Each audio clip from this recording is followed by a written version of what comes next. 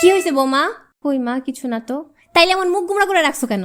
তুমি হইতেছো ঘরের বউ, তুমি যদি মুখ গোমরা করে রাখো তাইলে যেই দুঃখ ঘরে আসার কথা না সেই দুঃখও ঘরে চলে আসবে।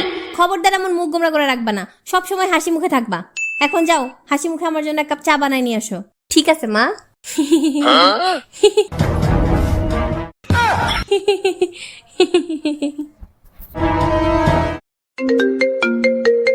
হ্যালো, কখন, কিভাবে? মা, আপনার ওই যে পাশের বাড়ির চাচা ছিল না, সে তো মারা গেছে। তো এটা তো হাসির কি হয়েছে? কেন মা, আপনি তো বলছেন আমি ঘরের বউ, আমি সবসময় হাসি মুখে থাকতে।